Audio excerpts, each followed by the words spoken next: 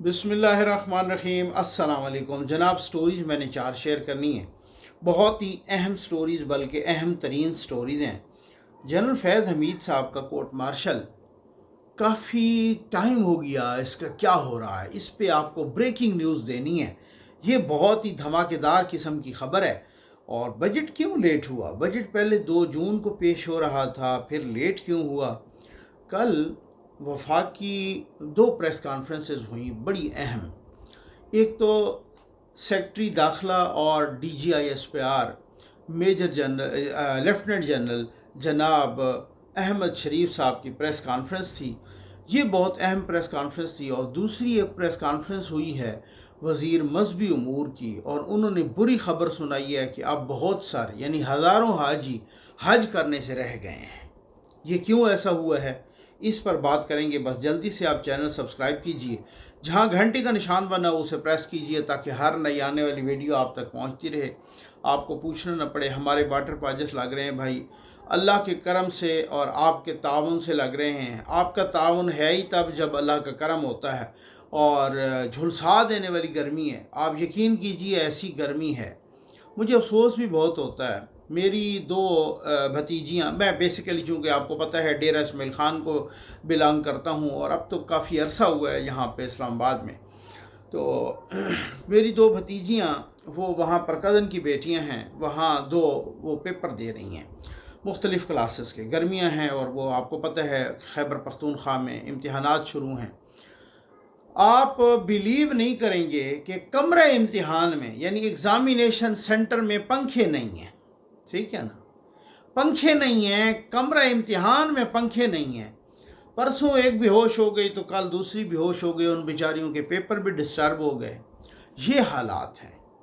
मतलब आप देखें, ये डेरा इस्माइल ख़ान है, वज़ीर आला साहब का ज़िला है।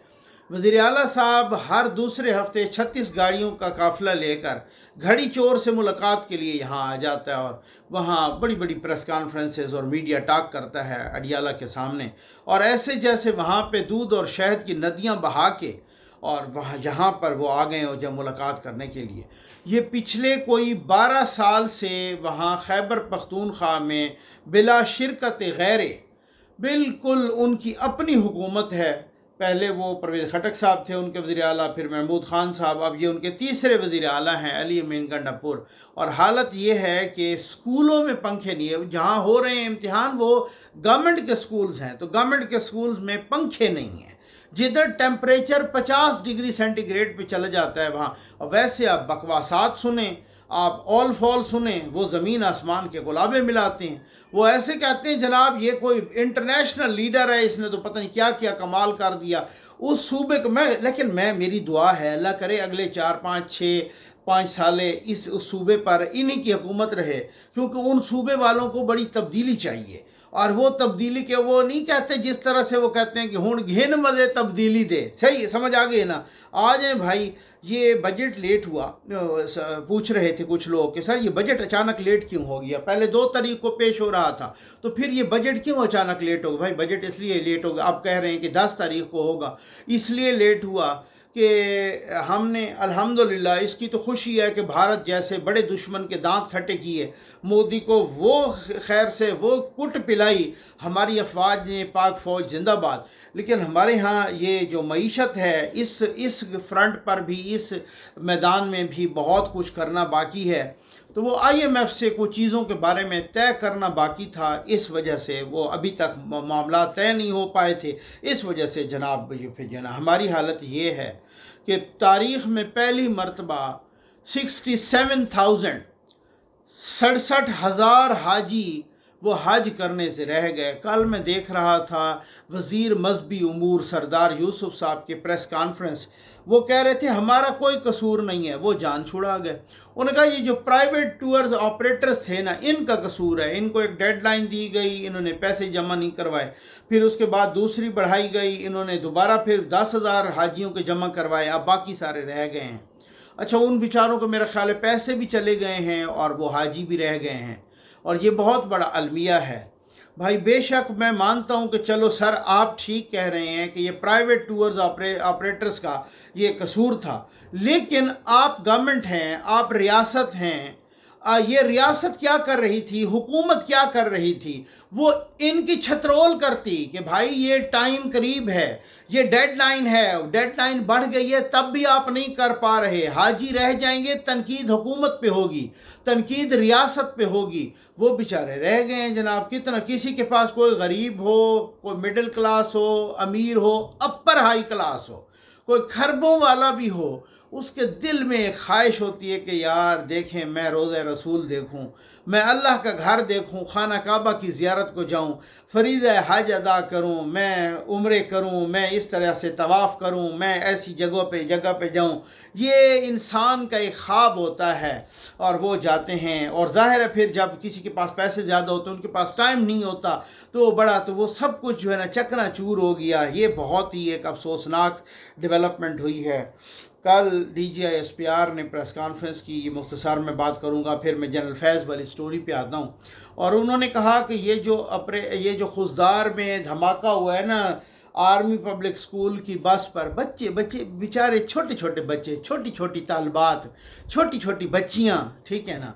और आप यकीन करें कि कल दो बच्चियाँ जो शहीद हो गईं, उनके वालिद साहब का आप हौसला देखते, वो कह रहे थे कि पाकिस्तान जिंदाबाद के नारे लगा रहे थे, कह रहे थे कि इन बच्चियों ने मुझे हौसला दिया है, ये मेरी बेटियों ने मुझे हौसला दिया है। भाई ये ऐसी कौम है ना, इंशाअल्लाह ऐसा जज्बा इसको कोई मूदी या कोई यहूदी या कोई मूजी कोई भी शिकस्त नहीं दे सकता इंशाअल्लाह। ये 100% कन्फर्म बात है। हाँ, ये बात नहीं है कि भाई मैं देख रहा था कि भाई वो जो है ना, ये अपना DGI-SPR ने कहा है कि ये खवारिजुल हिंदुस्तान, ठीक है ना, खवारिजुल हिंदुस्तान जो है ये इसी ने, और बाकायदा उन्होंने बड़े प्रूफ दिखाए, और वो बड़े लंबा चौड़ा, वो आपने भी प्रेस कॉन्फ्रेंस देखी होगी, मैंने सारी देखी है, उन्होंने सारे सबूत दिखाए कि ये देखें कि इस तरीके से कैसे कैसे इनको किधर किधर से मदद मिल रही थी, किधर किधर से खैर से मदद मिल रही थी। और बहुत सारे लोग यहाँ पर ये कहते हैं, बहुत सारों के वकील भी बनते हैं।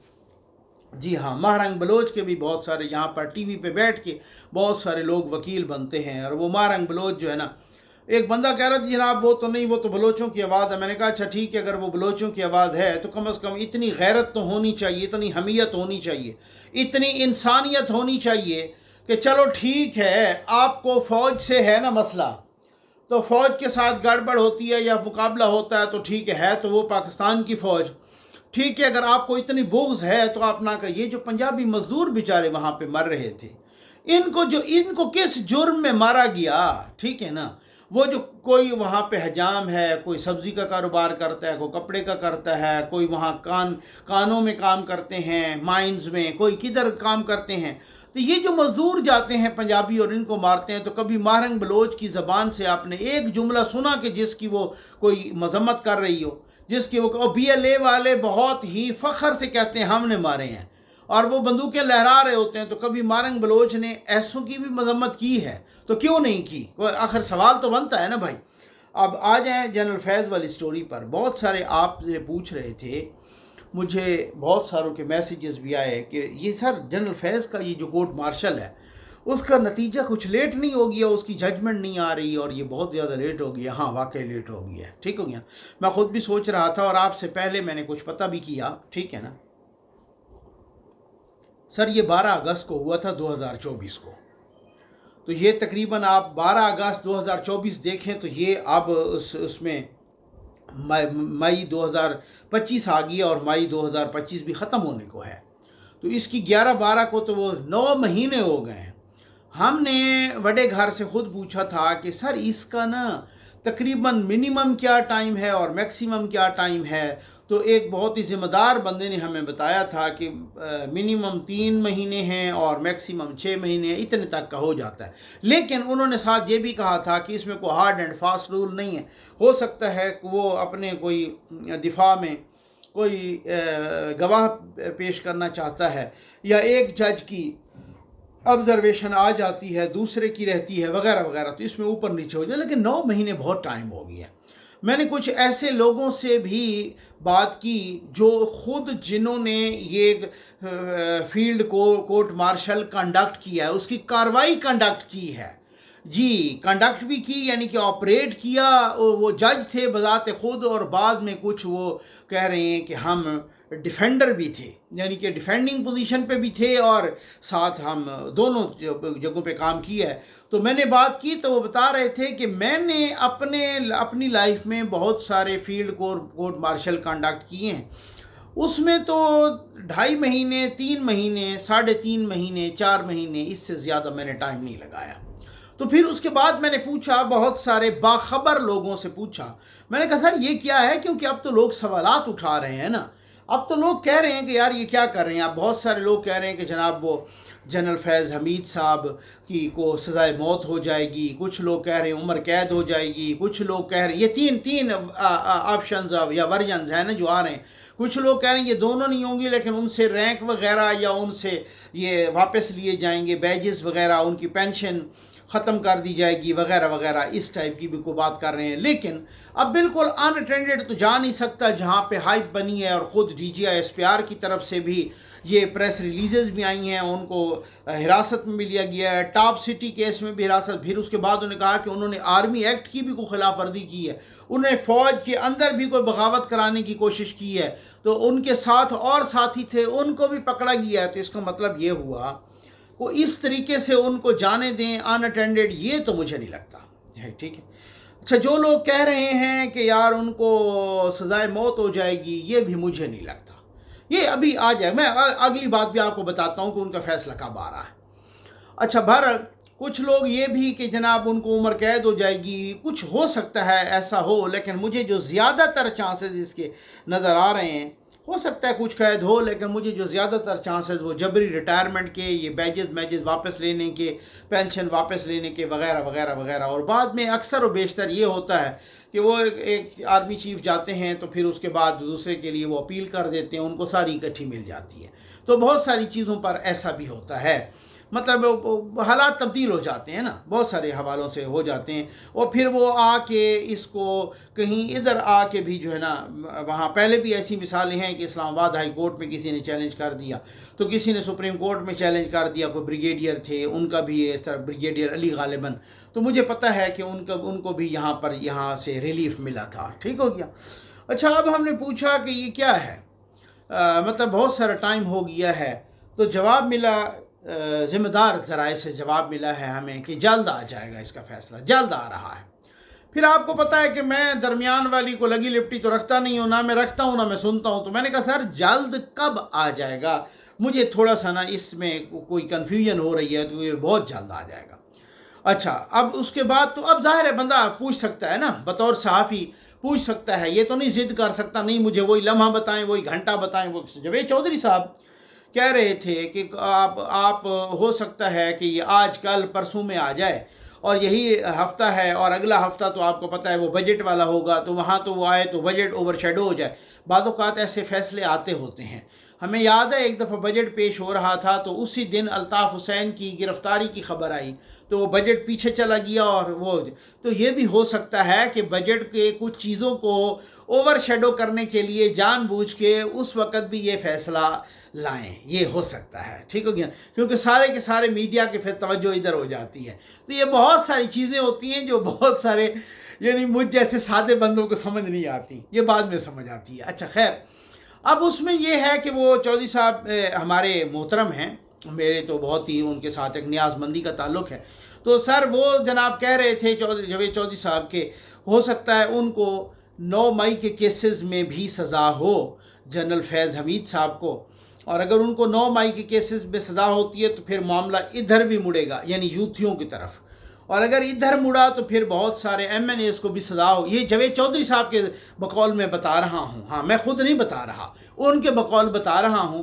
وہ کہہ رہے ہیں کہ پھر بہت سارے ایم این ایز کو بھی سزا ہوگی، اور اگر بہت سارے ایم این ایز کو سزا ہوگی تو پھر اس طریقے سے وہ نااہل ہو جائیں گے، وہ ڈسکوالیفائی ہو جائیں گے، وہ اتنی بڑی تعداد میں جاوید چودھری صاحب کے بقول اتنی بڑی تعداد میں ڈسکوالیفائی ہو جائیں گے کہ وہ پھر نون لیگ کے لوگ، ان کی جگہ الیکشن ہوگا اور نون لیگ کے لوگ آ جائیں گے، اور ہو سکتا ہے چودھری صاحب کے بقول وہ کہتے ہیں کہ جی نون لیگ کے لوگوں کو، پھر نون لیگ کو، اور اتنی بڑی تعداد ان کے پاس آ جائے کہ پھر پیپلز پارٹی کی بھی ضرورت نہ پڑے حکومت بنانے کے لیے، اور وہ خود ان کی اوور ویلمنگ میجارٹی آ جائے گی اور 2/3 میجارٹی ہو جائے گی اور وہ خود ہی بنا لیں، اور اس حوالے سے یہ تو کہا چودھری صاحب نے۔ میرا تجزیہ یہ ہے سر، ادب کے ساتھ میں ڈیفر کروں گا کہ ہو سکتا ہے جنرل فیض کو تو سا ہو جائے آج نہیں تو کل، وہ اس کو مزید اتنا لمبا زیادہ نہیں کر سکتے، یہ دو دن 4 دن ہفتہ 2 ہفتے مہینہ 2 مہینہ بس اس کے وہ آنا پڑے گا۔ اس کی وجہ یہ ہے کہ اب بہت سارے کوشچن اٹھنے لگ گئے ہیں، لیکن اب بات یہ ہے کہ اگر اس طرح سے ہو جاتا ہے اور رخ ادھر بھی مڑ جاتا ہے تو اتنی بڑی تعداد میں نہیں، کیونکہ جو بڑا گھر ہے نا سر، انہوں نے وہ نواز شریف صاحب نے جب ٹسل لی تھی، اس ٹسل کے بعد یہی جو 2014 والی ہے، اس طرح سے اس ٹسل کے بعد ایک فیصلہ ہوا تھا کہ اب کسی کو بھی 2/3 میجارٹی نہیں لانے دیں۔ وہ 2/3 میجارٹی اگر ان کو لانے دیں، وہ کہیں جناب شہباز شریف صاحب مجبور ہو جائیں نواز شریف صاحب کے ہاتھوں، ان کو کہیں کوئی فیصلہ ہم کریں اور وہ نہیں، یہ تو ہے نا کہ ہم نے کہنا ہے کہ بھائی یہ فیصلہ کرو، نہیں تو زرداری صاحب کو اشارہ کریں گے وہ ہٹ جائیں گے، نہیں تو پھر ہم MKM کو اشارہ کریں گے وہ ہٹ جائیں گے، نہیں تو پھر دھڑام سے آ گرے گی۔ تو انہوں نے کبھی بھی ایسا نہیں کرنا کہ چاہے وہ نون لیگ ہو، چاہے وہ پیپلز پارٹی ہو، چاہے وہ PTI ہو، کسی کو 2/3 میجارٹی دے کے اپنے ہاتھ کٹوا دیں، ایسا نہیں ہوگا مجھے یہ لگ رہا ہے۔ باقی وہ ہمارے محترم ہیں، ہو سکتا ہے ان کے پاس زیادہ معلومات ہیں تو معلومات ہوں تو خیر، اور امید ہے آپ کو ویڈیو پسند آئی ہوگی۔ آپ کا بہت بہت شکریہ۔